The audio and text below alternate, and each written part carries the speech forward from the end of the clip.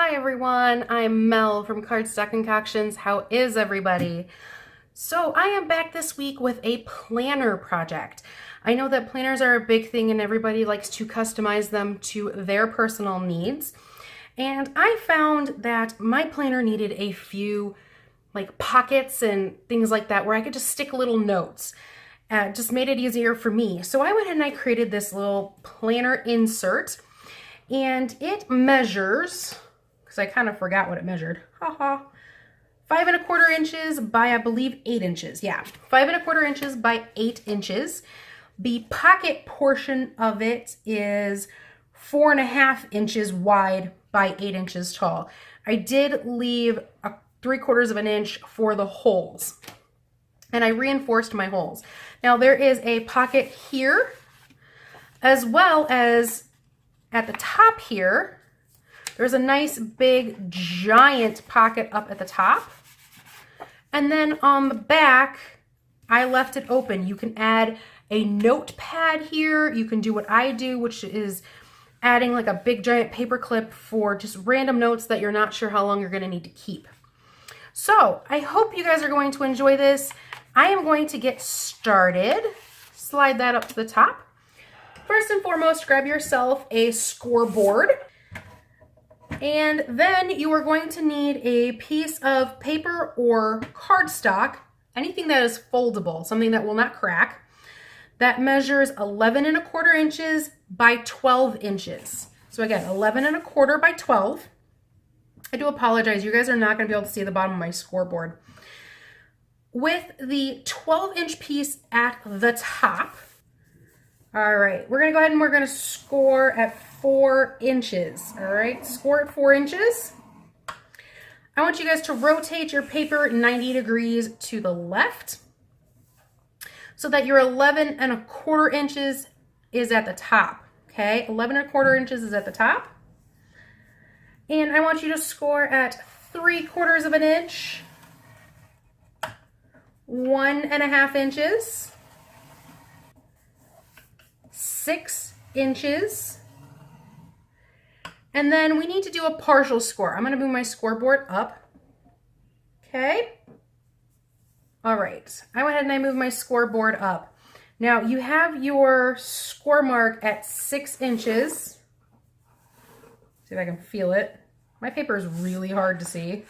And then you need to do a partial score. And when I say a partial score, I want you to score from your 4-inch mark down to the bottom of your paper. Okay, so from your 4-inch mark down to the bottom of your paper, do a partial score mark from 6½ inches. Now, how did I do that? I just counted 4 bumps. 1, 2, 3, and 4. Should get me to 6½ inches, okay? Because mine is done by 1/8 of an inch. You can also go from the top of your board and do a very light score mark down until you hit your 6½ inches. But again, you just need a partial score mark. I'm going to flip this over so you guys can see what I'm talking about. You guys can see the marks just a little bit better. You have a partial score mark here and a full score mark here. So you want this one only to go up to your 4-inch mark, okay? Go ahead and fold and burnish all of your score lines, and we will be back in just a second. All right, so I have gone ahead and folded and burnished all of my score lines. Now, for purposes of demonstration, I'm going to be using a pen and I'm going to mark out everything that you need to remove. So you are going to see down here in this section here, you have 2 long, skinny 3/4 inch rectangles. Then down here you have shorter 3/4 inch rectangles. You need to completely remove the outer rectangle, leave the inner rectangle, okay? Then over here on this side, you have your 6-inch score mark and your 6½ inch partial score mark. And then you have your 4-inch mark up here. Remove this rectangle to the left of that, okay? So remove this piece and all of this piece. Everything else stays. I suggest using a pair of long scissors for this. So I'm going to go ahead and I'm going to remove this and I will be right back. Okay, so I went ahead and I removed my larger rectangle square and my 3/4 inch rectangle right here. Now, while you're cutting across, you can do this, but I wanted to do this step by step with you. You're going to see the 4-inch score line up here to this 1.5-inch score line. You want to cut along that score line like so, and then stop. Stop once you hit that 1.5-inch score line. And then I want to just take a small notch out of it, okay? I'm going to do the same thing on the bottom here. I'm actually much better if I go from the score line out, but there we go. If we rotate it on to the other side, I want to do the same thing. I want to take and go all the way to that little score line. Then I want to notch out. And I want to take a small notch out here. All right, I want to just miter my corners just a little bit. You guys might be able to see these like little pieces right here. Oops. I don't pull very much out at all. But when you're done, this is what you get. Okay? Everybody see that? So this here is folded, fold, fold. All right? Let's go ahead and put everything together now. You are going to want to grab a 1/4 inch score tape or tear tape or red line tape. Pick your favorite, guys. And we're going to run adhesive along this long outer 3/4 inch rectangle edge all the way to the end to end. We're also going to run it kind of in the fold of that 3/4 inch rectangle on the inside. Don't put it over the fold. Again, please do not put your adhesive over the fold. Go somewhere in the middle or beyond that fold, but not over your other one. So what I mean is, you have a score line here and a score line here. Put your tape somewhere not on that score line, okay?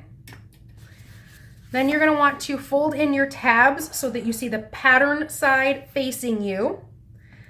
Run a piece of score tape, tear tape, or red line tape along the edge, but do not go over. You can always trim this tab down. I don't. I just add a little extra score tape to it. Do the same thing on the other side. It truly is only 1/2 inch, so you don't have to worry about it. You don't actually need a second line. All right. So this is what you're left with, okay? We are then going to fold or remove the back to the tape in front of you. Make sure no tape is overhanging any of your edges. Then very gently fold over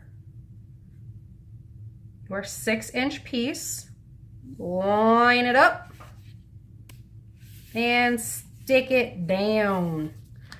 You're then going to take your 3/4 inch outside rectangle, fold it back over, line it up, and stick it down. If you need to, go ahead and grab your bone folder. You have now created a pocket. Now for your bottom pocket, go ahead and remove your score tape, the backing to your score tape, red line tape, tear tape, whatever you guys are calling it. I'm going to tell you guys, your snail, not going to cut it. It's not going to be strong enough to hold this, okay? I go the outside edge first. Sorry guys, I do have to face it to me in order to see it. Fold it up. Line it up with your outside edge, so you guys can see that. Line up my outside edge with my folded edge. Stick it down. And then stick down your other side. Alrighty. Bam. So now you have a pocket here, a large pocket here, and an open side over here. Beautiful. Okay. Now, how did I get the holes? I went ahead and I grabbed from my planner a page that already fits in my planner. If you guys have the planner punch board, that also works. But I went ahead and I grabbed in a planner page already. Now there's a couple of ways you can do this. Line up where you want it. So you guys can see here, mine is not, my planner page is actually a little bit larger than my pocket page. That's okay. I went ahead and I just kind of lined it up along the edge where I wanted it. All right, grabbed it back in my pen and I just put a dot in the center of all of my spots. All right, once you have a dot in the center of all of your spots, go ahead and remove your page. Now this is where you're going to want a heavy duty hole punch. We reinforced this edge so that it can actually take a lot of wear and tear of you flipping your pages, okay? So I am using a crop-a-dile Big Bite. Looks like this. You can use the handheld one. I know We Are Memory Keepers also has a nice heavy duty hole punch. Go ahead and use that too. And I have mine set for the 3/16 hole. You're just going to want to place your paper in there, line it up with where your hole is, and punch it down.